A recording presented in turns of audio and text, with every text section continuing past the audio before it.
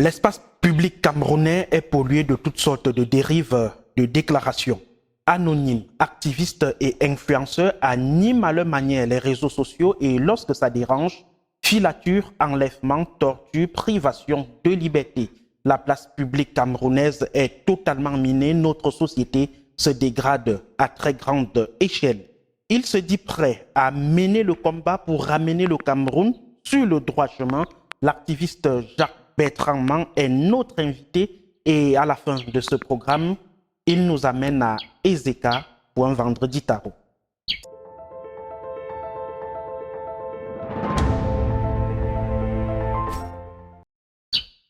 Bonjour, je suis Jacques Bertrand Mang. Jacques Bertrand Mang, bonjour. Bonjour, Bran Kamga. Comment vous allez? Non, pas bien. Je vais pas bien. Pourquoi? Je vais pas bien parce que j'ai un de mes organes qui est touché. J'ai mon foie qui est touché. J'ai subi une arrestation à Douala, un internement forcé dans un hôpital. J'ai subi des injections à n'en point plus finir. Et voilà, après avoir fait un examen, il est concluant et a conclu que j'ai mon foie qui est touché. Donc, je dois rapidement me faire soigner. Voilà. Oh là là. Rassurez-vous, vous allez guérir. Amen. Merci beaucoup. Vous êtes homme politique, activiste, je le disais, vous êtes le secrétaire national à la communication du parti politique UPP. Vous avez 39 ans, vous êtes également entrepreneur et vous faites dans le transit des marchandises des pays à autres. Vous êtes propriétaire d'une entreprise qui s'appelle Fret Cargo. Global Fret and Cargo. Global Fret and Cargo. C'est la première entreprise. Oui. Ensuite, il y a Majal Entertainment. C'est la deuxième entreprise qui fait dans la communication, la promotion de marques et la vente de l'image des institutions. Ensuite et enfin, il y a Sport Espoir qui fait dans la promotion des talents de haut niveau et le placement des sportifs. Voilà. Tout ça pour vous, ça. J'essaye. C'est au Cameroun, on se bat. Beaucoup d'énergie. On se bat. On jongle. Et pourquoi au-delà de tout cela, je rappelle en passant que vous êtes papa, vous êtes marié, vous avez 3 enfants, 3 charmants garçons que vous avez laissés. Non, j'ai un garçon et 2 filles. Et 2 filles. Merci pour cette précision que vous avez laissée à Douala très tôt ce matin pour répondre à notre invitation à Yaoundé. Merci d'être sur Sans Tabou. Pourquoi au-delà de tout ce que vous faites, chef d'entreprise, homme politique, vous êtes aussi activiste, depuis un temps vous inondez les réseaux sociaux? Pourquoi cet engagement? Je n'inonde pas les réseaux sociaux. J'essaye d'éveiller les consciences. Parce que tout le monde ou presque, a démissionné. Tout le monde a démissionné. Pas nous dans. Ah, je suis heureux de savoir que vous n'avez pas démissionné. Les leaders d'opinion ont démissionné. Les partis politiques de l'opposition ont démissionné. Les responsables des institutions nationales ont démissionné. Le président de la République lui-même a démissionné. Il est pourtant en fonction. Il nous a promis un gouvernement, le 31 décembre, a dit que le gouvernement sera nommé dans quelques jours. Nous sommes à plusieurs mois. Oui, ça fait partie des jours. On attend quelques jours. Le président de la République nous a promis que le septennat, celui-ci, sera le septennat des jeunes et des femmes. Il y a quelques heures encore, il a nommé à la tête de la Société nationale d'électricité un type de 72 ans comme président du conseil d'administration. Il est jeune. Il est jeune dans le contexte du président Paul Biya. Il est jeune dans le contexte de ceux-là qui nous gouvernent. Il faut comprendre que tout le monde a dit. Nous sommes aujourd'hui dans un pays qui est zombifié. Nous sommes dans un pays où la plupart de nos concitoyens sont atteints du syndrome de Stockholm. Et c'est dans ce pays-là que j'ai eu la chance.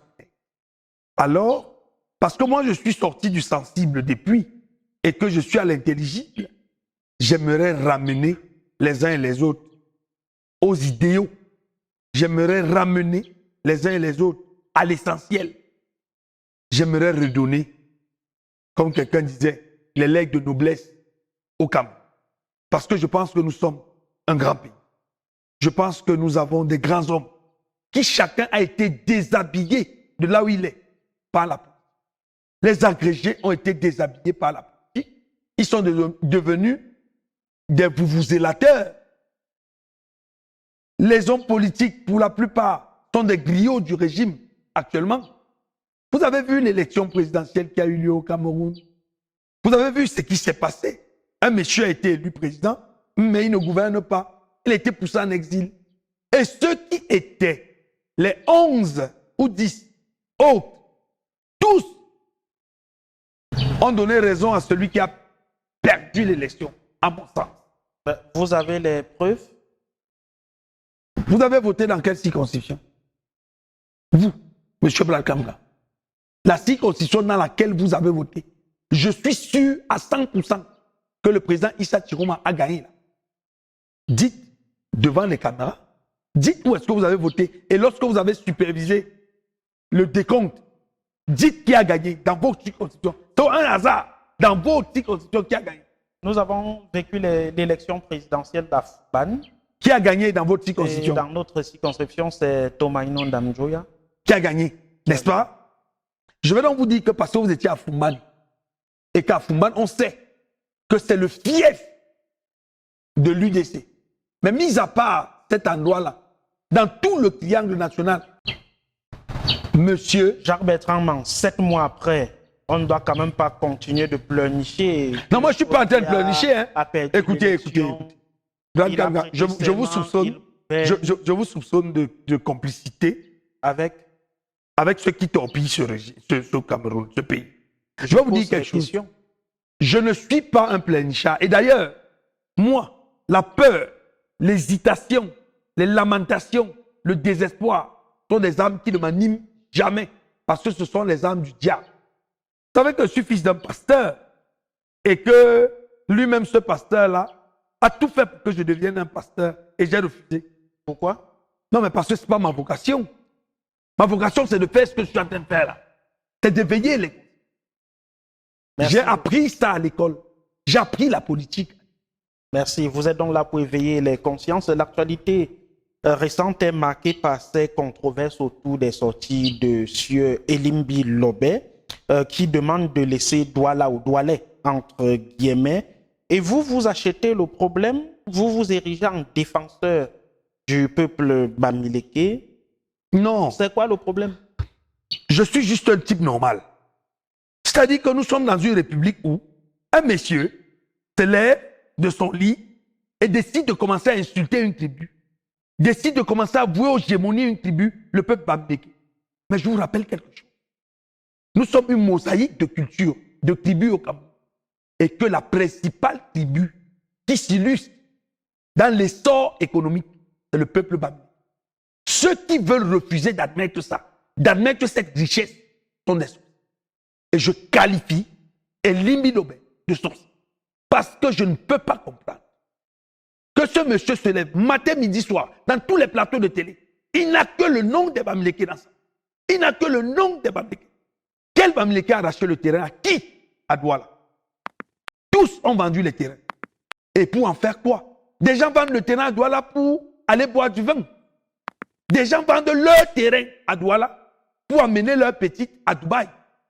Les gens vendent leur terrain à Douala pour s'acheter une voiture. Quelle ignominie, mon frère. Ils vivent vivants.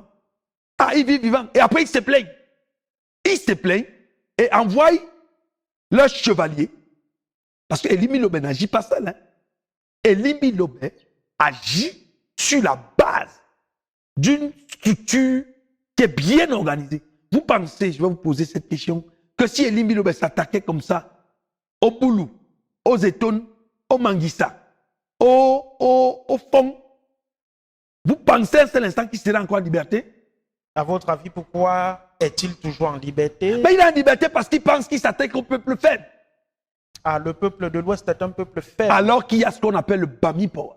Et je vais vous dire quelque chose. Dites-nous. Moi, parce que je suis un homme vrai, le modèle bamileke, moi je le copie. Vous avez vu là, vous avez dit là que j'ai 3 entreprises. À mon âge, Vous cherchez l'argent. je cherche l'argent.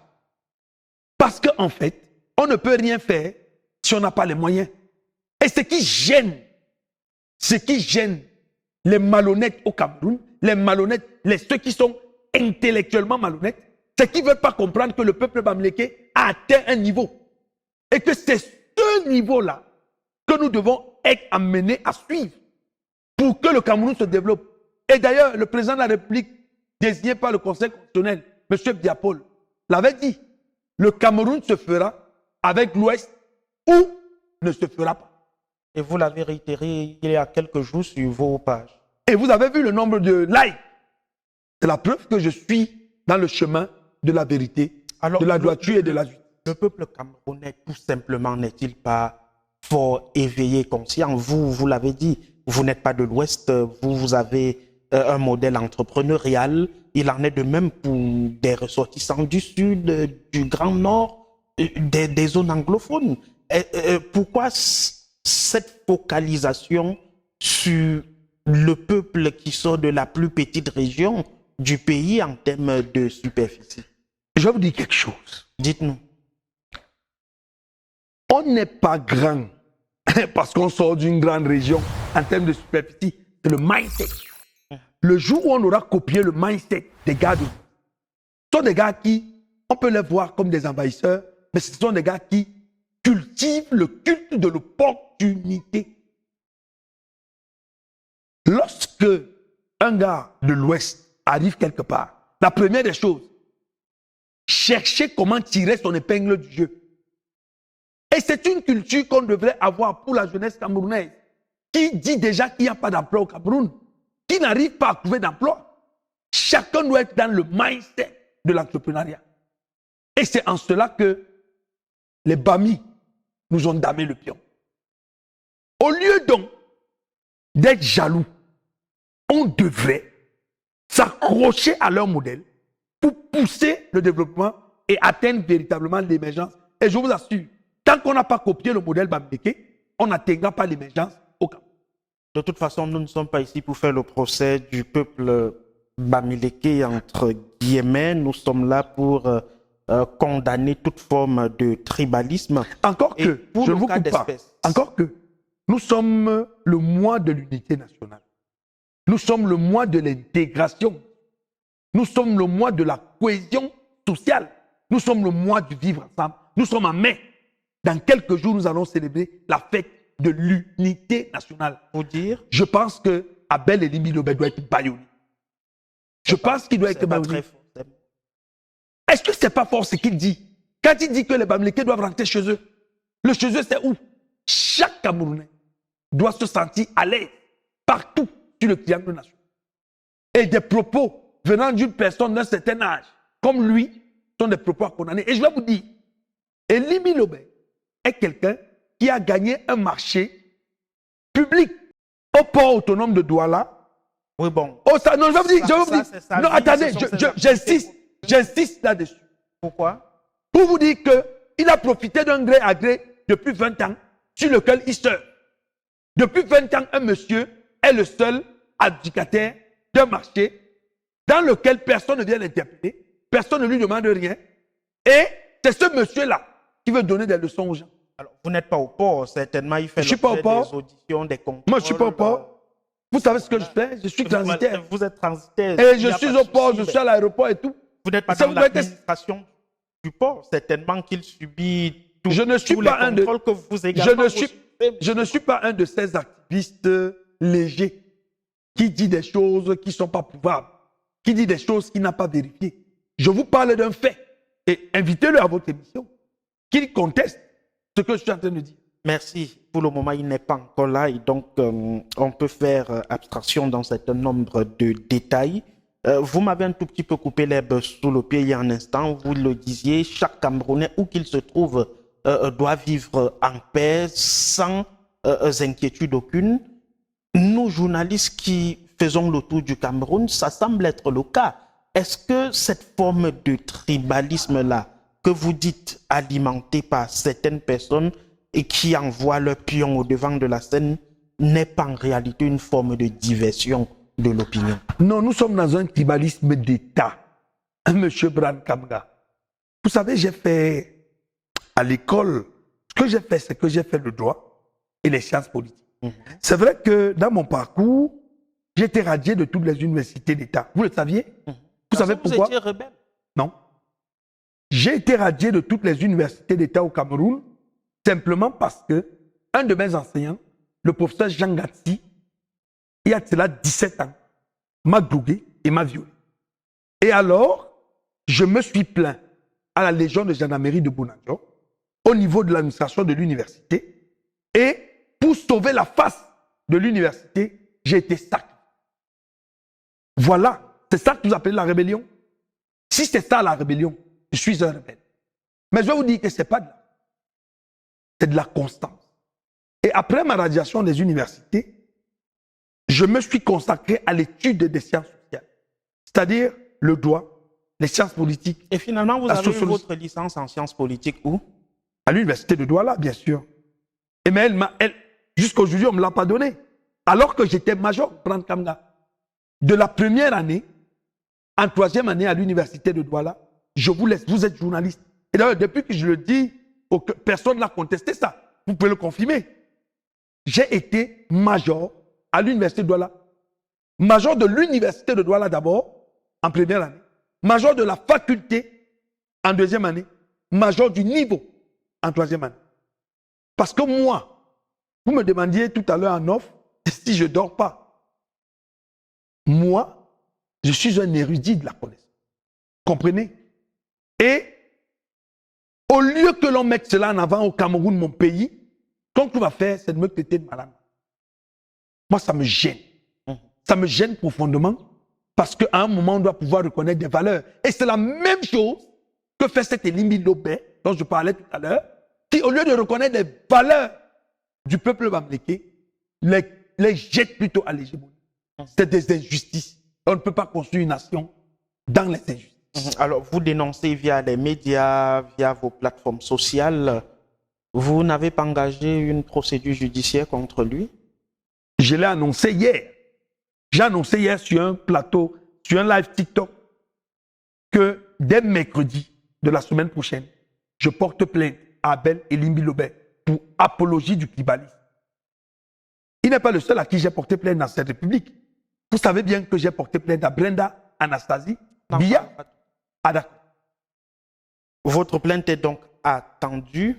Et chez nous, les Bassa, certains demandent la suppression du dimanche Taro au profit du dimanche Chez vous, les Bassa. Bongo. Chez vous, les Bassa. Quel Bassa? Dimanche Quel vrai Bassa peut dire ça?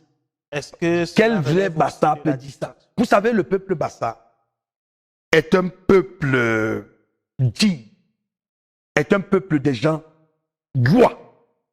Et c'est à ce peuple-là que j'appartiens.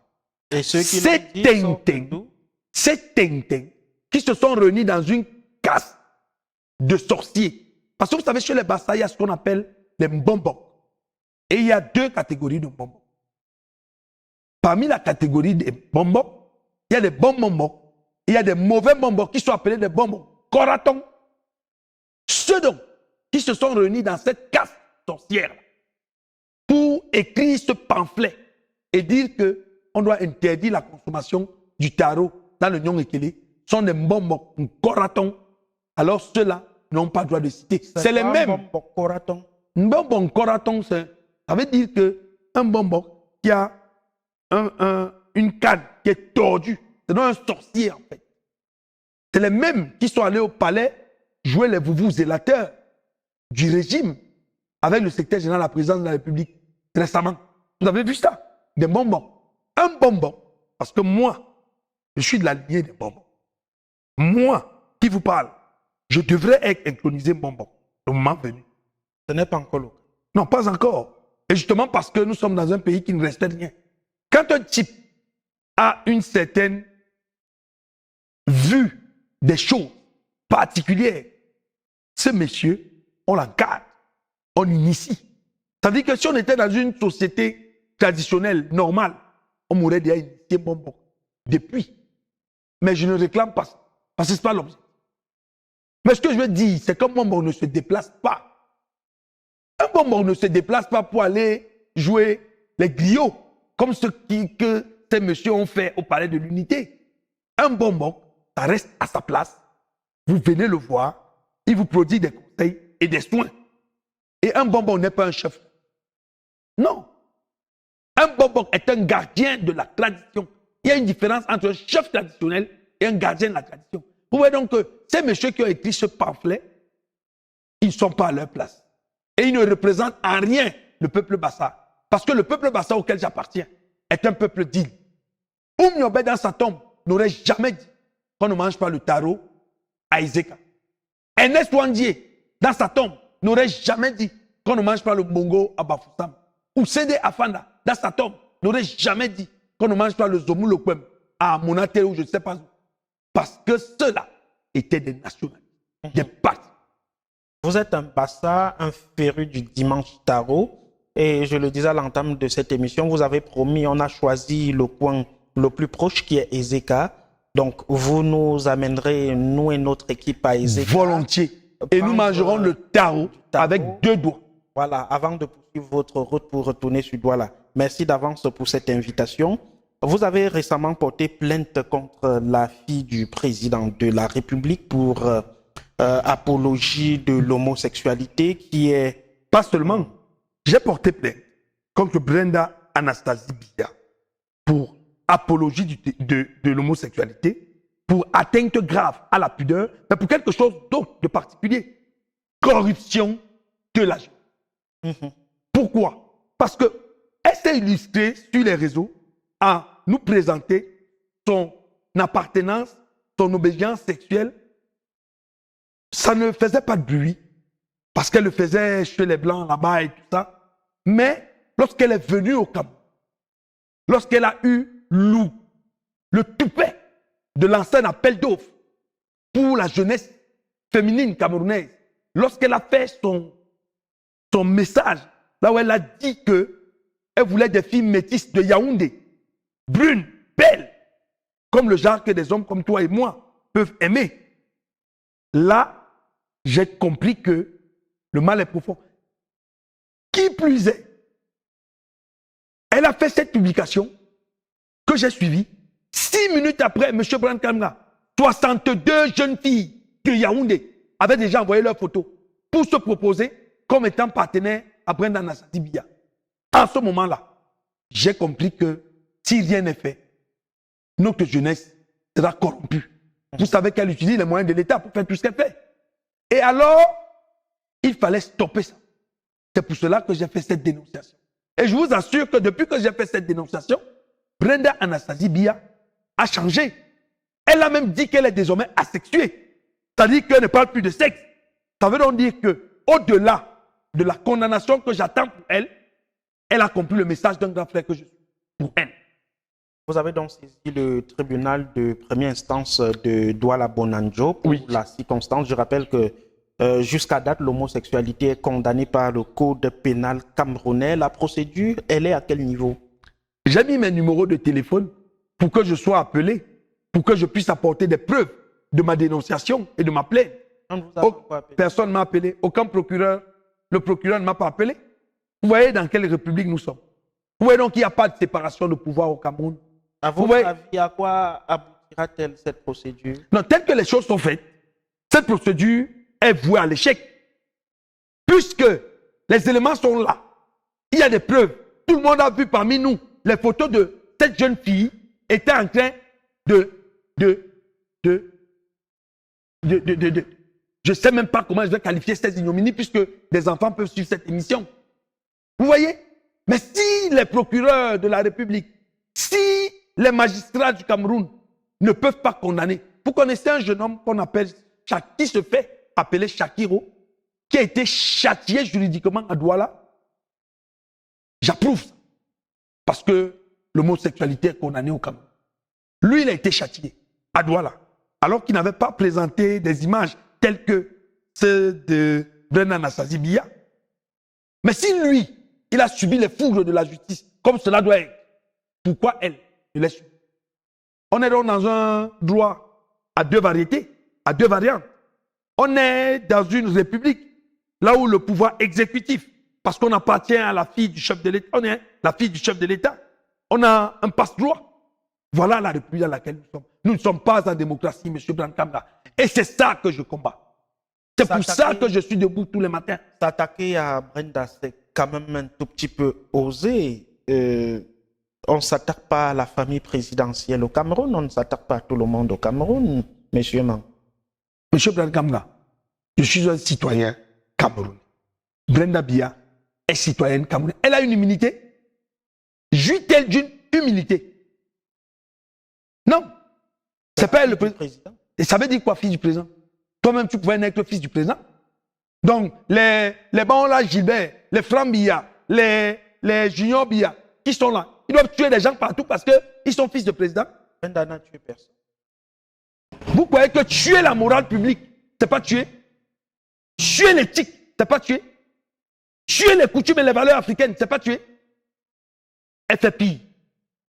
Elle fait pire et quelques jours après donc avoir porté plainte contre la fille du président, vous avez subi une agression et vous allez nous expliquer ce qui s'est passé dans un instant.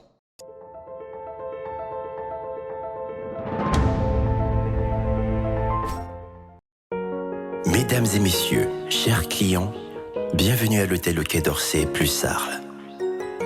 Vous venez d'horizons divers et vous avez besoin d'un cadre calme, sécurisé et classe. L'hôtel Le Quai d'Orsay met à votre disposition un cadre idéal et sain pour tous vos problèmes de détente et de discrétion. Avec sa diversité de services, l'hôtel Le Quai d'Orsay vous offre une quarantaine de chambres variées, 6 appartements, 7 suites, une salle de sport, une piscine, une salle de fête d'une capacité de 300 places, une salle de conférence, un restaurant, 2 parkings pour vos véhicules, des caméras de surveillance pour votre sécurité et une buanderie. Sans oublier des navettes de service, le tout bien équipé et standardisé. Pour vous servir, l'hôtel Le Quai d'Orsay est doté d'une équipe de professionnels avenante, accueillante et parfaitement bilingue. Pour mieux répondre à vos attentes, l'hôtel Le Quai d'Orsay a rehaussé le standing. À l'hôtel Le Quai d'Orsay, venez, admirez et vivez. Hôtel Le Quai d'Orsay plus Sarles, mieux que ce que vous imaginez. Better than you imagine.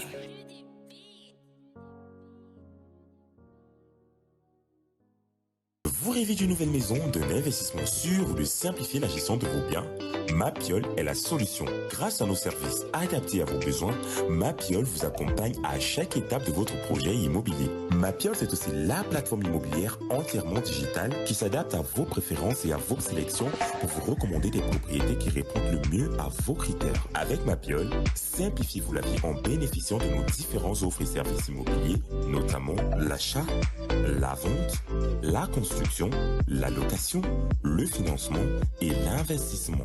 Bénéficiez également d'un accompagnement juridique expert pour sécuriser vos transactions et déléguer la gestion de vos biens en toute confiance. Également, simplifiez vos démarches administratives grâce à notre expertise. Mapiol, c'est la solution globale, accessible et transparente à tous vos besoins immobiliers. Mapiol, l'immobilier en un clic.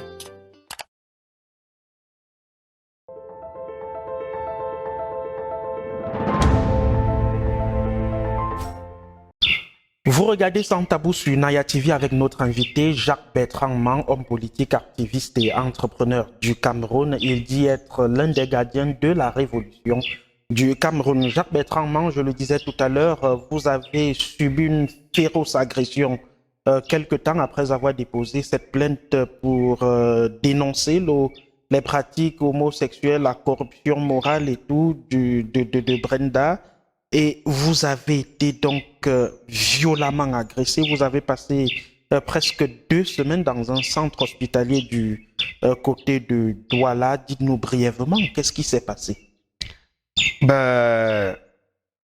J'ai été agressé par un policier. Vous l'avez identifié? Bien sûr, un commissaire de police. Il s'appelle le commissaire principal Oona. Il est commissaire spécial du 2e arrondissement de Douala.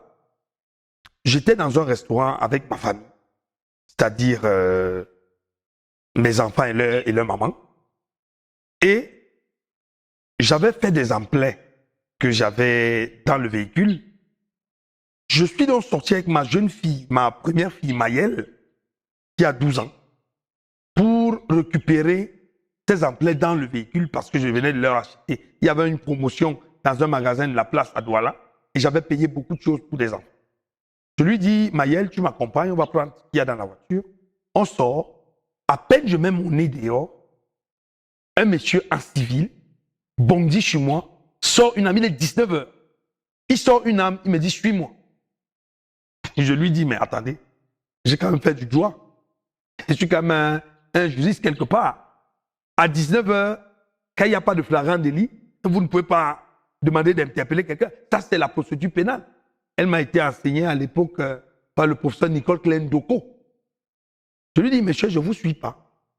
Il insiste, il se met à me brutaliser. C'est à ce moment que j'ai le réflexe d'allumer ma caméra et de lancer un live. C'est d'ailleurs ce live-là qui me sauve. Parce que par la suite, lui-même m'a confié que la mission était de m'arrêter, de m'amener et de me liquider. Vous liquidez comment? Me tuer à la Martinez Zogo. Lui-même me l'a confié. Et il m'a dit qu'il recevait des ordres de la part du délégué régional de la police pour le littoral, le commissaire divisionnaire Ondoa. Et que lui-même, le commissaire divisionnaire Ondoa, recevrait des ordres de la part de la haute hiérarchie. Je veux bien le savoir. C'est d'ailleurs pour cela que je suis à Yaoundé, comme vous, nous sommes là. Et j'ai envie de rencontrer le délégué général là-dessus. Pour qu'il me dise si c'est lui, la haute hiérarchie, qui avait donné l'ordre de m'embastiller, d'aller me liquider, de me casser le crâne, parce que vous avez vu des images. Ils m'ont cassé le crâne au poste de police après m'avoir déshabillé. Et par la suite, ils m'ont amené et m'ont jeté à l'hôpital La Quintini. Pas aux urgences, mais dans un asile de fous.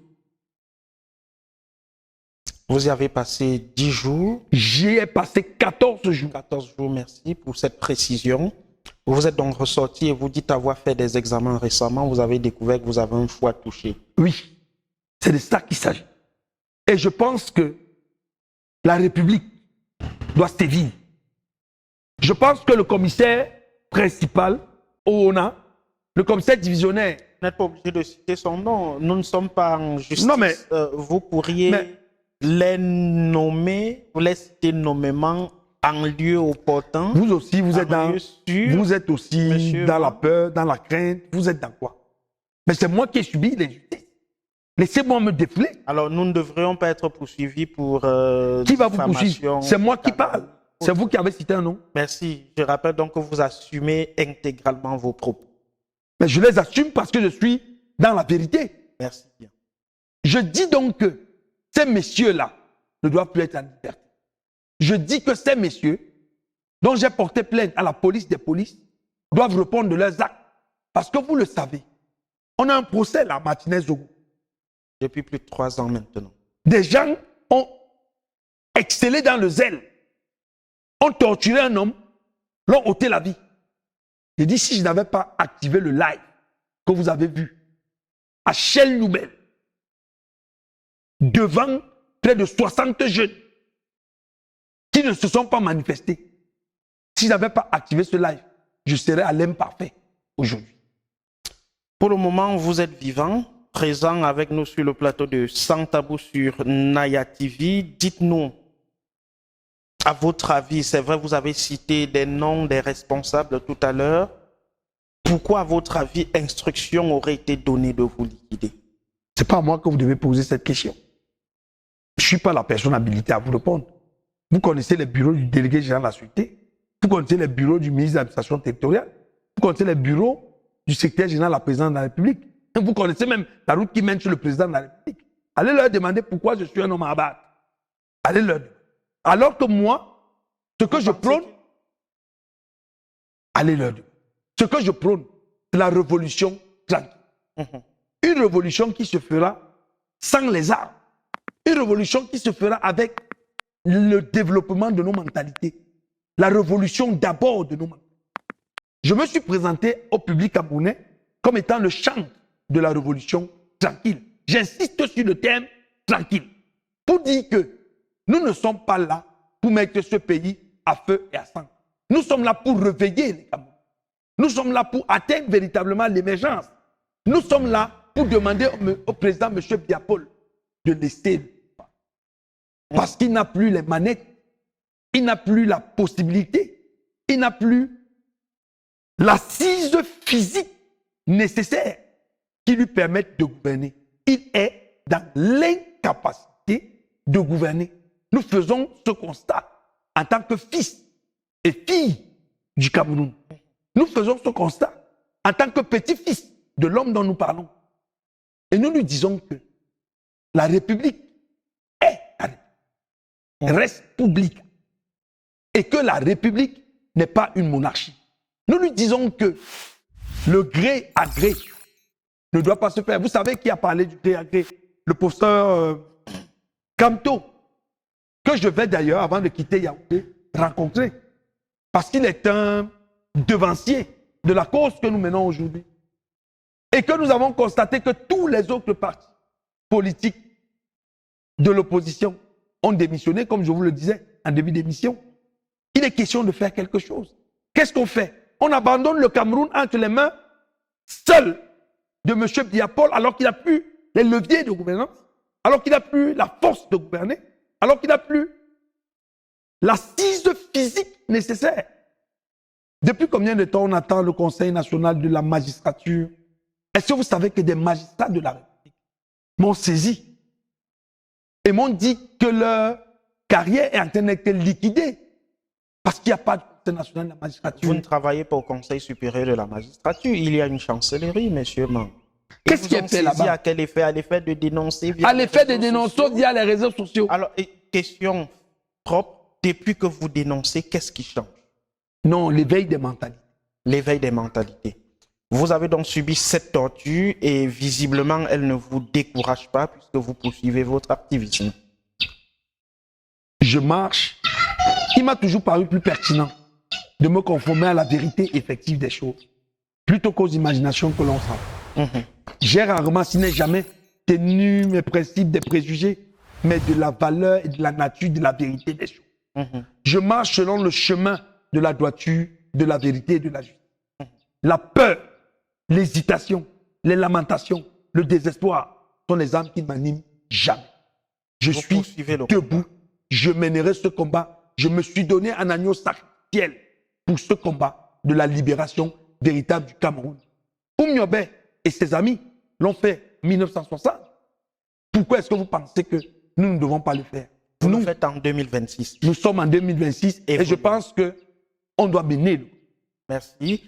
Votre position vous permet d'aujourd'hui d'avoir une vue globale de tout ce qui se passe au Cameroun.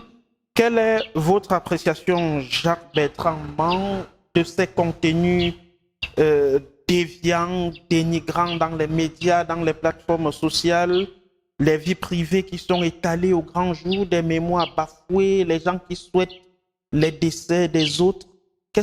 Comment est-ce que vous appréciez tout cela? Vous mettez cela sous le joug de la démission de tout le monde?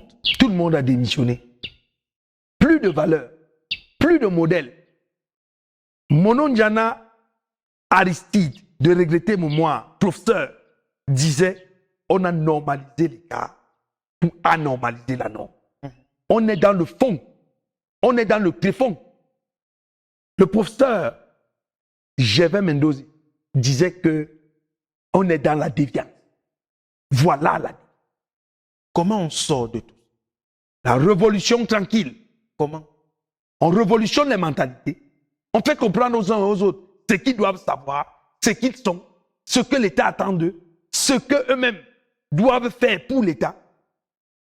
On questionne ceux-là qui dirigent, qui gèrent la chose publique, et ensuite, on crée une banque de technocrates qui va assurer la continuité de la chose publique, et enfin, on demande à ceux qui gouvernent de libérer le plancher. Et vous voulez au même moment mener ce combat et voir vos enfants grandir? Lorsque vous, Camerounais, vous êtes dans ce slogan-là, je veux voir mes enfants grandir. Lorsque vos enfants vont grandir, ils vont travailler où? Avec le régime que nous avons là. Ils vont travailler où? Ah bon? Parce que vous pouvez me dire comment on fait pour travailler à la SNH? Vous pouvez me dire comment on fait pour travailler à Camerco. Vous pouvez me dire comment on fait pour travailler à la SNI. Vous pouvez me dire comment on fait pour travailler au cabinet civil de la présidence. Vous pouvez me dire comment est-ce qu'on fait pour travailler dans une société comme Eneo, non comme la société Socadel. Vous pouvez me dire comment on fait pour travailler à EDC, Électricité du Cameroun, à Sonatrel, à Sonamine. On est dans un pays où rien ne va parce que tout le monde a des missions. Comment on reprend ses fonctions? Révolution tranquille. La jeunesse que vous êtes, je vous appelle à la révolution. À la révolution des montagnes. À la révolution de tout ce qui est là. Je vous invite simplement à questionner la gouvernance actuelle. Et enfin, je vous demanderai de lancer l'assaut. Votre combat contre Cabral Liby, vous l'avez Je ne combats pas. achevé? Attendez, je ne combats pas Cabral. Pourquoi Attendez, vous attendez, opposez attendez. tant à Cabral Liby? Il est un Je leader m'oppose, politique, je il est m'oppose, président d'un parti je politique, m'oppose il est à tous député. ceux, je m'oppose à tous ceux qui sont dans la dérive. Pourquoi- Monsieur Liby pourquoi Lingué, est-il dans- écoutez, Monsieur Liby Lingué Cabral, lorsque nous nous sommes mis en accord en 2017, on s'est dit qu'on travaille dans la logique de renverser le régime en place par la voie des urnes. Vous avez vu ce qu'il a fait en 2025. En 2025, Vous n'avez alors que, s'il vous plaît, là ça devient irritant. En 2025, alors que un candidat à la personne de M. Issa Tiroma a gagné l'élection, et ça j'assume ça, M. Liby Lingué s'est rangé et a été le premier à féliciter M. Biapol. Parce qu'il a pris la cagnotte. Vous avez les preuves? Je lui ai envoyé la vidéo. D'accord. Avançons dans l'émission. Et vous avez donc dit plus jamais Cabral. Aujourd'hui, vous êtes à l'UPP, vous êtes le secrétaire national à la communication. Je suis le secrétaire national à l'information. Merci beaucoup pour cette C'est précision. au-dessus de la communication. Quels sont vos projets à court, à moyen, à long terme pour révolutionner le Cameroun? Il faut savoir que vous avez invité ici aujourd'hui Jacques Bekraman, l'activiste, l'homme politique et tout. Vous n'avez pas invité Jacques Bekraman, le secrétaire national à l'information de l'UPP.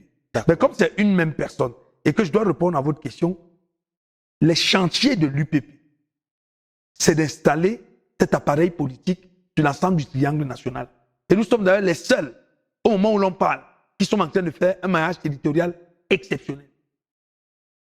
Vous ne pouvez pas le faire au sein du RDPC ou au sein du Moi. MRC? Moi, au RDPC, vous voyez un jour Jacques Bekraman au RDPC. On peut révolutionner par le RDPC ou par le SDF ou par le MRC. Pourquoi forcément l'UPP? Mais On l'UPP, en a assez quand même de partis attendez, politiques. l'UPP m'a séduit. L'UPP m'a convaincu. Et vous vous êtes L'UPP a un laissé président séduire. national, le docteur Amanga Kitia, qui m'a présenté son projet. Et ce projet m'a convaincu. Et vous vous y êtes lancé. Je me suis lancé et nous faisons nos pas. En attendant l'élection législative et municipale qui a été repoussée parce que le RDPC est dos au mur. Parce que le RDPC a perdu les restantes élections et ils savent que s'ils organisent des élections en quelques jours là, ils seront battus à plate couture. Mais je veux leur dire que même si les élections locales se tiennent dans 5 ans, ils seront battus à plate couture parce qu'ils avaient les leviers avec lesquels il fallait développer le Cameroun. Ils avaient les moyens pour développer le Cameroun, mais l'ambition de se servir eux-mêmes, au lieu de servir le peuple, a été au-dessus d'eux. Voilà pourquoi ils ont échoué. Et le peuple en a pris acte. Nous avons épuisé notre protocole d'interview. Monsieur Mang, même si vous nous avez dit que vous n'aimez pas les protocoles d'interview. Oui, vous savez bien que je n'ai pas regardé votre connaissance. protocole. Merci beaucoup. C'est tant mieux pour vous. Est-ce que vous avez un dernier mot? Ce que je veux dire, et je veux le dire aux Camerounais en les regardant dans les yeux.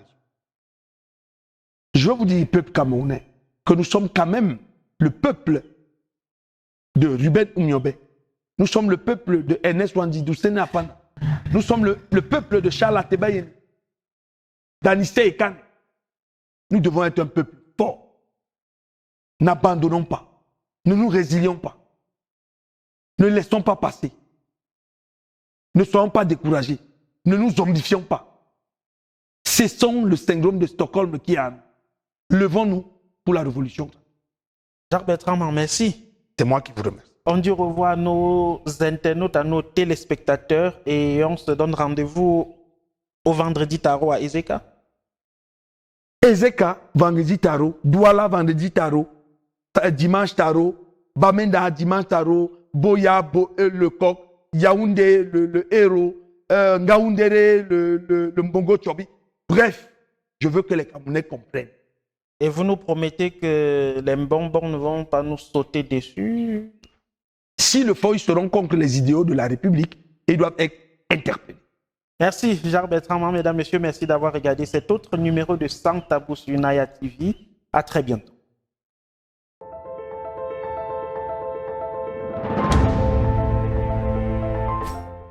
Vous rêvez d'une nouvelle maison, d'un investissement sûr ou de simplifier la gestion de vos biens?